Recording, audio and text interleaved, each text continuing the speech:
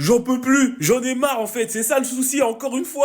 Mais Théma commence à pull flow de zinzin. Les gars, c'est l'illustration de la couverture du tome 24 de Dragon Ball Super. Et ça fout la haine parce que, encore une fois, la couverture elle est magnifique. Et t'as l'impression que tu vas avoir une bête d'histoire, un truc banger. Mais il y a de fortes chances que tu sois déçu. Là, quand je vois ça, là, j'ai envie de l'acheter. J'ai envie d'aller voir le prochain tome. Mais je sais que il y a 90% de chances que ça va me décevoir. Je sais qu'il y a 90% de chances qu'on retombe dans les travers qu'on avait déjà avant la pause. J'espère sincèrement que cette pause-là de quasiment un an a servi réellement à quelque chose. En plus de ça, Akira Toriyama est décédé, paix à son âme, et ça laisse le champ libre à Toyotaro. Donc maintenant, est-ce qu'il sera emprisonné par les directives de la Shueisha ou est-ce qu'il va pouvoir être libéré et contrôler 100% le manga, du coup, Dragon Ball Super, et pouvoir réellement nous proposer des histoires intéressantes comme il le faisait avant même de participer officiellement à la licence Dragon Ball? Parce que c'est d'ailleurs pour ça qu'on l'a choisi. C'est parce que ce mec-là, il écrivait des bangers à la base. Est-ce qu'il va enfin nous prouver que c'est bien le Jin, successeur d'Akira Toriyama, mais le vrai Akira Toriyama?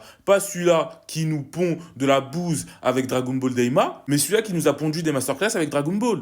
Là, comme vous le voyez sur cette couverture, il a tout de quoi nous montrer quelque chose de banger.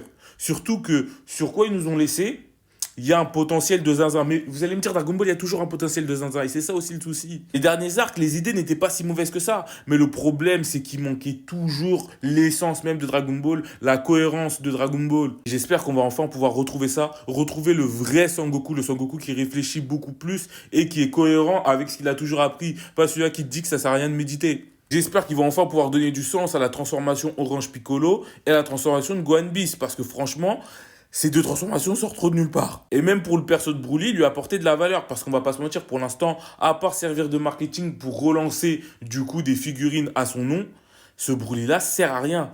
Il n'apporte rien. Il n'est pas intéressant. Et j'espère vraiment que Toyotaro va pouvoir changer cela. Donc oui, malheureusement, j'ai repris espoir. Et en plus de ça, il y a de fortes chances que cette année, on ait soit un teaser, soit carrément l'anime DBS qui démarre. Enfin, qui reprend. Donc même si je suis pas forcément en accord avec l'œuvre de DBS, ça reste quand même du Dragon Ball. Et meilleur que Daima. Donc j'attends ça avec impatience.